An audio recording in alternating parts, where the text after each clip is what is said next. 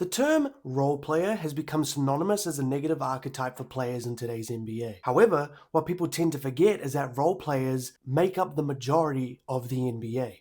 Hello everyone and welcome back to Step Back with Zach, and in today's video I will be sharing with you all 5 of my favorite role players in today's NBA.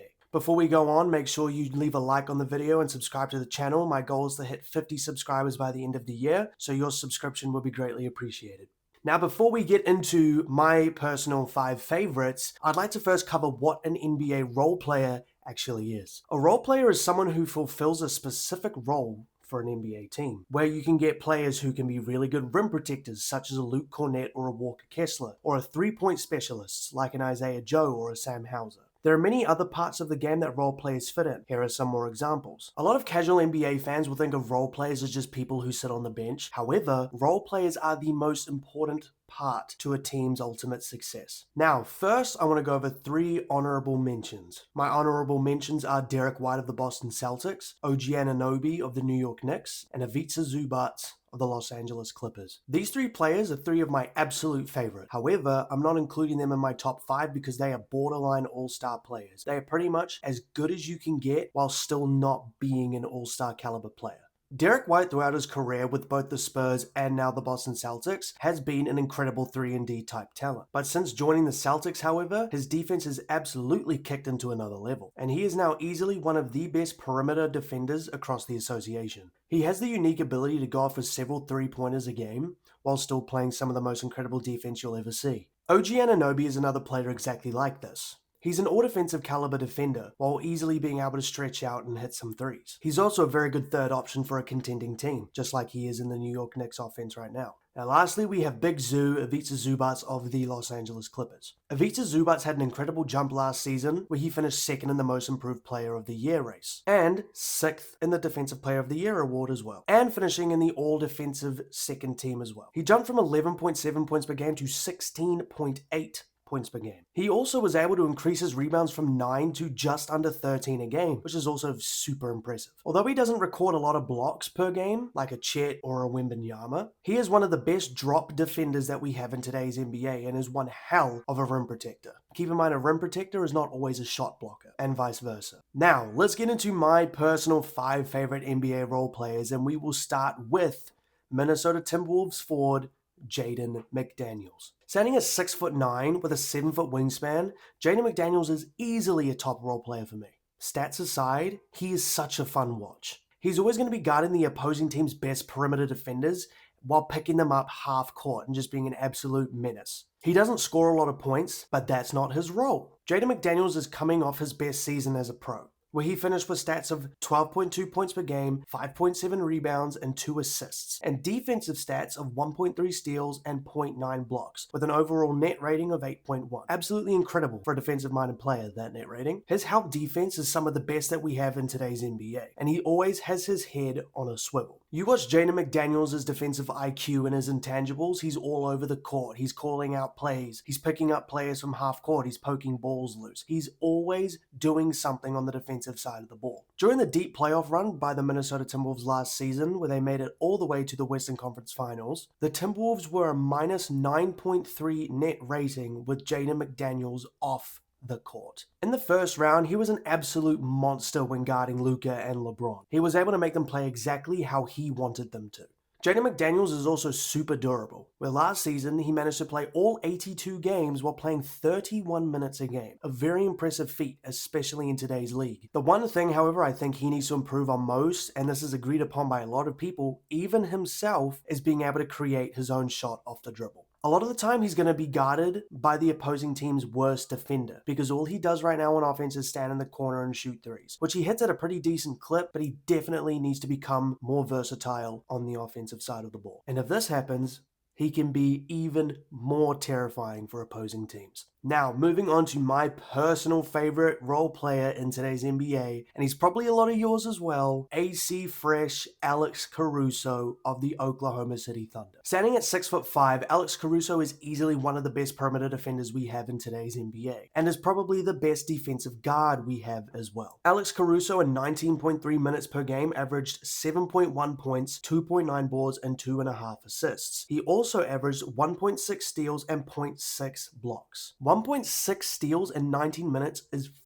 insane. If we rounded up his defensive stats to his per 36 numbers, this becomes 3 steals and 1 block a game for total stocks of 4, which is nuts, especially because he is a guard. And that 3 steals number would tie him for the most in the NBA last season. Last season, he finished the year with a defensive rating of 102.5 and an overall net rating of 15. Massive, absolutely huge for a defensive player coming off the bench. In the 2025 NBA playoffs, there is no doubt in my mind that Alex Caruso was the 4th most important player for the championship-winning Oklahoma City Thunder. We're all aware that the 2025 OKC Thunder playoff run was not as good as their regular season. However, Alex Caruso was still an absolute defensive menace. He still managed to average 2 steals and 0.6 blocks per game with a defensive rating of 101.6 and an overall net rating of 10.4. He is also the single reason that Jokic struggled so much in Game 6 and 7 of their playoff series. Many Thunder haters were crying and complaining, saying that Caruso was fouling Jokic, he was pushing him around, blah blah blah. Hey, sucks to suck, man. Game's the game. Shut up. He also had 2 huge scoring performances in the NBA Finals. 2 games scoring over 20 points, which were much needed, especially because if he did not get those points, the Thunder probably would have lost that series. As I had said at the start of this segment, Caruso is widely regarded as one of the best defenders in today's NBA. And if you don't think so, you need to get your head checked. In his career, he's made 2 All-NBA defensive teams, one being the first team and the other being the second. He's also finished in the top 10 for Defensive Player of the Year race in his career, and last season he finished 8th and 6th Man of the Year. Shout out the Caruso. Now, another one of my favorites, Tari Eason of the Houston Rockets.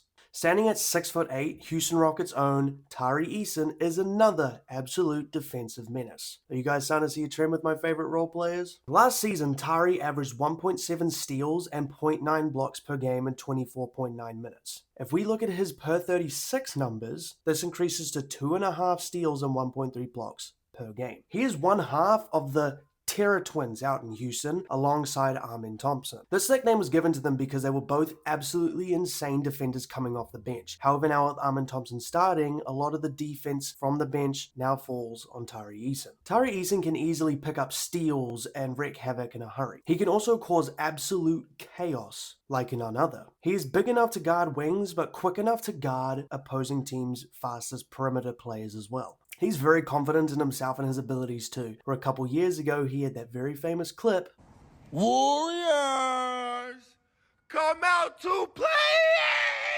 He's always willing to pick up opposing teams' best players as well. Tari's also an incredible help-side defender and shot blocker. He also has a great read on the game, where he's able to time his blocks well enough so that they don't result in foul calls. He managed to finish last season with a defensive rating of 109.2. Very good. He's also a good scorer off the bench though as well, where he averaged 12 a game. He is a decent shooter when given the chance, but he definitely needs to improve on this. And I think with the addition of Kevin Durant, we're going to see a big spike in his offense in the next couple years. Tari still has a lot of time to grow though. He's only 23 at the time of this recording. He's also a pretty damn good rebounder, averaging 6.4 coming off the bench too. His offensive role will definitely increase this upcoming season, especially considering Fred VanVleet is injured, meaning Reed Shepherd will have to start in his place, therefore meaning there's not that offensive punch from Reed off the bench. I'm very excited to see what Tari Eason can do. Now my penultimate pick, Nickeil Alexander-Walker of the Atlanta Hawks. Nickeil Alexander-Walker is one of the new additions to the Atlanta Hawks roster from this offseason, after spending the last 3 seasons in Minnesota. Standing at 6'5", Nickeil is one of the league's premier 3-and-D wings.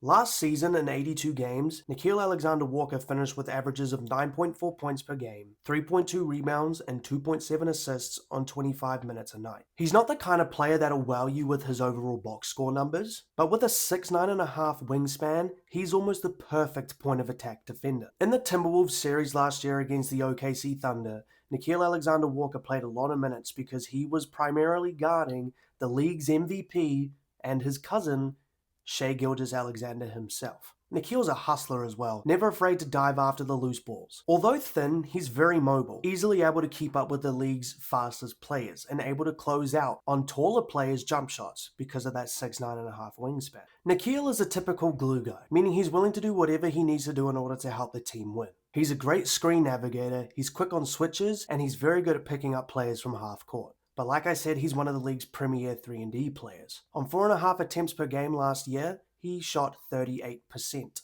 He's also another player who's super durable, where not just last season, but the season before that as well, he played in every single possible game he could have. Last season, he finished 6th for the 6th Man of the Year race. Now finally, a fan favorite, especially amongst those who are Indiana Pacers fans, T.J. McConnell. Standing at 6'1", T.J. McConnell is an undersized point guard. However, this does not stop him from applying some insane rim pressure and being a downhill presence. In 17.9 minutes per game, he averaged 9 points, 2.5 rebounds, and 4.5 assists, along with 1.1 steals on 51.9% from the field. When you take into account that he only shot 30.6% from behind the line, you realize how good that actual field goal percentage is. He's not someone who takes a lot of 3-point shots though, where he only took 0.6 a game last season. If we look at his per 36 numbers, his numbers go up an insane amount to splits of 18, 5 and 9, along with 2.1 steals per game.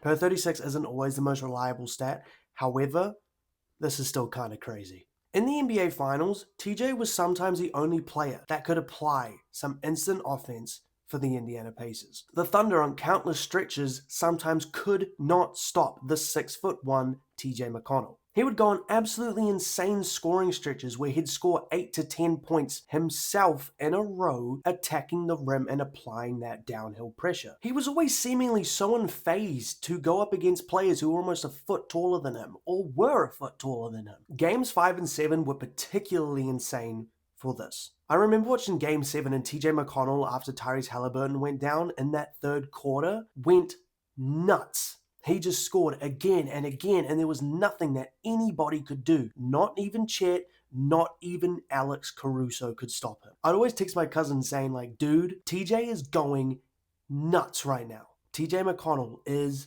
a dog. As you can tell by pretty much all of these role players, I definitely have a specific type. Those gritty, can do a bit of everything kind of players, but specifically those who really thrive on defense. What can I say? I love me some D.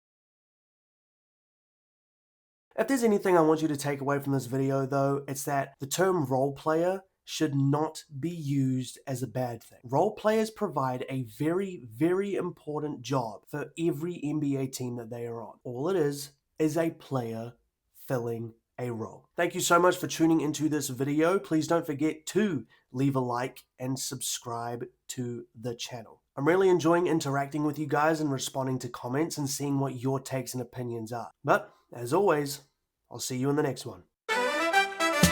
Rolling slow.